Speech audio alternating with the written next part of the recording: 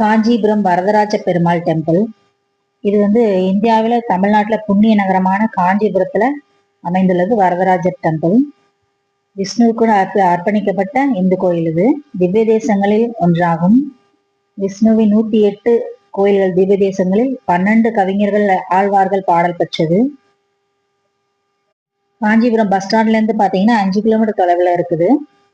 மூலவர் அத்தி வரதர் 40 வருடங்களுக்கு ஒரு முறை மட்டுமே குளத்திலிருந்து வெளியே வந்து நமக்கு காட்சி தருகிறார்.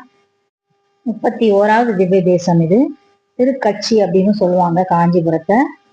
வைணவ பாரம்பரியத்துல பாத்தீங்கன்னா திருவரங்கம் மற்றும் திருவேங்கடம் ஆகிய தலங்களுக்கு அடுத்ததாக முக்கியத்துவம் வாய்ந்த ஸ்தலம் இது. இது ஒரு குடைவரை கோயில். சோழ மன்னர்களால் கட்டப்பட்டது. இது முதலாம் குலோத்துங்க சோழனும் விக்ரம சோழனும் இந்த கோயிலை வந்து விரிவுபடுத்தினாங்க. கல்வெட்டுகள் மூலம் நம்மளால அறிய முடியுது. 100 கால் மண்டபம் இங்க வந்து அழகான சிற்ப வேலைகளோட ரொம்ப அழகா இருக்கு. இம்மண்டபத்தில் உள்ள தூண்களில் யாழி, போர்க்குதிரை, குதிரை மீது வீரர்கள் மற்றும் பல்வகை சிற்பங்கள் செதுக்கப்பட்டுள்ளது. இதற்குள் உள்ள சிறிய 4 தூண் கொண்ட மண்டபத்தையும் சேர்த்து 100 கால் மண்டபம் என அழைக்கப்படுகிறது. இந்த பெருமாளுக்கு பல வகையில பெயர்கள் உண்டு. அத்திவரதர், தேவராஜன், தேவ பெருமாள், அத்தியூரான் என்ற பல பெயர்கள் கொண்டு அழைக்கிறாங்க. மலை மீது காட்சி தருவார். மூலவருக்கு மலையாளன் என்ற பெயரும் உண்டு. அம்பாள் வந்து இங்க பெருந்தேவி தாயார் அப்படிங்கிற பேர்ல வணங்கப்படுறாங்க. மகாலட்சுமி. இங்க பெருமாள் பாத்தீங்கன்னா மேற்கு நோக்கி நின்ற கோலத்துல நமக்கு வந்து காட்சி கொடுக்கிறாரு. 2வது மாடியான மேல் மாடி வரதராஜர் பெருமாள் சன்னதியான அத்திகிரி என்றே அழைக்கப்படுகிறது. பெருந்தேவி தாயாருக்கு தனி சந்நிதி உள்ளது. இத்தாயாரை காமாட்சி, சரஸ்வதி வழிபட்டுள்ளனர். வாரணகிரி என்ற முதல் மாடியில் நரசிம்மர் சந்நிதி உள்ளது. 2வது சுற்றில் 24வது படிக்கு எதிராக தங்கத்தினாலும் வெள்ளியாலும் ஆன 2 பள்ளிகள் உள்ளன. கடுமையான நோயினால் பாதிக்கப்பட்டவர்கள் இவற்றை தொட்டு பெருமாளை வணங்கினால் நோயிலிருந்து விடுபடுவதாக நம்பிக்கை. சக்கரத்தாழ்வார் என பேசப்படுகின்ற சுதர்சன ஆழ்வார் சந்நிதி அமைந்துள்ளது. தமிழகத்தில் வேற எங்கேயும் காண முடியாது. அந்த அளவுக்கு இங்க வந்து 16 கைகளுடன் உள்ளார் சக்கரத்தாழ்வார்.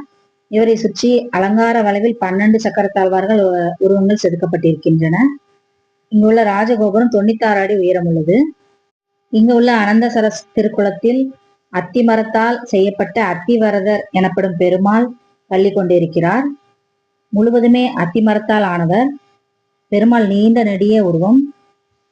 40 வருடங்களுக்கு ஒரு முறை மட்டுமே குளத்தில் நீரை முழுவதும் வெளியேற்றி அத்திவரதரின் திருவுருவ சிலையை வெளியே எடுத்து மக்களின் பார்வைக்கு வைக்கப்படுகிறது. 48 நாட்கள் பொதுமக்களுக்கு சேவை சாதிப்பார். இதில் முதல் 24 சயன திருக்கோலம், அடுத்த 24 நாட்கள் நெஞ்ச திருக்கோலம் என சேவை சாதித்து ஒரு மண்டல காலத்திற்கு எடுத்து பூஜை செய்து மக்களின் பார்வைக்கு வைத்த பின் அதே குளத்தில் வைத்து பெருமாளை பூஜை செய்வார்கள். மறுபடியும் அவர் 40 வருடத்திற்கு ஒரு முறைதான் வருவார். இங்க பாத்தீங்கன்னா வைகாசி மாதத்தில் உற்சவ திருவிழா ஒவ்வொரு வருடமும் சிறப்பா நடைபெறும். இந்த உற்சவத்துல திருவிழாக்களில் கருட சேவை வந்து மிகவும் புகழ் பெற்றது. பக்தர்களின் விருப்பங்களை கேட்டு வேண்டும் வரம் அளிப்பதால் இவர் வரதராஜர் என்று அழைக்கப்படுகிறார். அத்திகிரி எனப்படும் அத்திமரம் என அழைக்கப்படும் சிறு குன்றின் மீது அமைந்துள்ள இக்கோயில் பல்லவர், சோழர் மற்றும் விஜயநகர அரசர்களால் மேம்படுத்தப்பட்டது. பிரம்மா மகாவிஷ்ணுவை தரிசிக்க நடத்திய யாகத்தில் அத்திமரத்தால் ஆன பெருமாள் அத்தியூரில் தோன்றியதாக நம்பப்படுகிறது. அத்தியூர் அப்படிங்கிறது வந்து இப்ப இருக்கிற காஞ்சிபுரம், அதுதான் அத்தியூர்னு சொல்லுவாங்க முற்காலத்தில். இந்த கோயில் பாத்தீங்கன்னா 2000 வருடம் பழமையான திருக்கோயில். காஞ்சிபுரத்துல ஏராளமான கோயில்கள் இருக்கு, வைணவ ஸ்தலங்கள். ஆனால் அது முக்கியமான ஒரு கோயில் வந்து ஸ்ரீ வரதராஜ பெருமாள் கோயில். 108 திவ்ய தேசங்கள், 44வது திவ்ய தேசம். ஸ்ரீ அயக்ரீவர் வந்து அகத்தியருக்கு ஸ்ரீ வித்தையை உபதேசித்த ஸ்தலம் அப்படின்னு சொல்றாங்க. இப்படி பல சிறப்புகள் கொண்ட இத்திருத்தலத்தில் யாகம் செய்த பிரம்மாவுக்கு எம்பெருமான் வரம் தந்ததால் வரதராஜர் என்று அழைக்கப்படுகிறார். இவர் கோயில் கொண்டுள்ள திருத்தலம் சுமார் 20 ஏக்கர் பரப்பளவு பிரம்மாண்டமா அமைஞ்சிருக்கு. பிரம்மோற்சவத்தின் போது பாத்தீங்கன்னா பெருமாள் மட்டுமே வீதி உலா வருவார். பெருந்தேவி தாயாருக்கு வீதி புறப்பாடு கிடையாதுங்க.